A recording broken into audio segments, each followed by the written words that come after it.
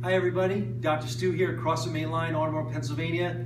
In our next series of our mobility series, we're going to be discussing something that needs a lot of attention. I see this with a lot of the patients that come into the box and some of the athletes, and that's this whole concept of the hip flexors.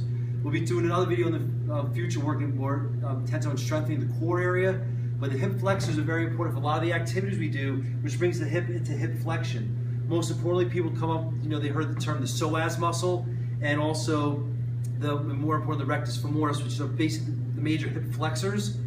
This is actually very important. The psoas muscle is very unique, and from a chiropractic perspective, probably one of the most unique muscles in the body, because not only does it attach to the bones of the spine, it is unique because it is the only muscle in the body that also adheres to the discs of the back. So by putting, if you have a contracted psoas, it could sometimes replicate some other back issues, when sometimes it could just be the muscle issue as well. So as a chiropractor, I need to do differential diagnosis with these type of things.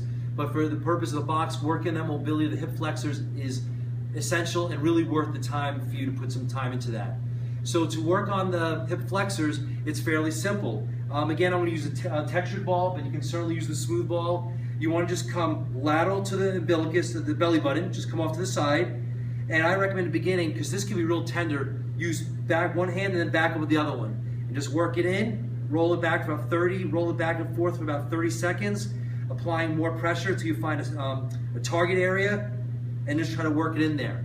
Once you can tolerate that, because remember, almost every video I'll say, it's important to have fun, it's also important to be safe. It should not be painful. It's okay to have some discomfort, but not necessarily pain. The way to really work this one out, and this one's a doozy, so if I look like I'm grimacing, it can become tender. I'm just going to tuck my shirt in a little bit so you guys can see the positioning of everything. Again, lateral to the belly button. So you get down on the ground and your hands and knees. You're going to put this lateral to the belly button and then lay onto it.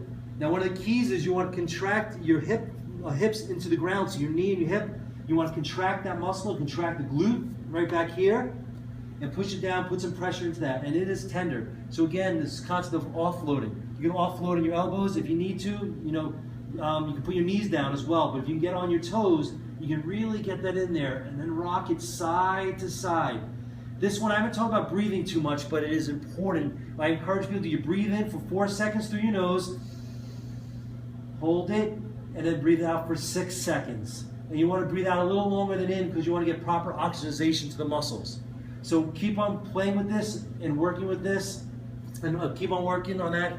Loosen up those hip flexors. You'll see with a lot of activities, it's really going to help with your flexibility and mobility. Any questions, again, don't hesitate to ask me. See you at the box. Good luck with the challenge.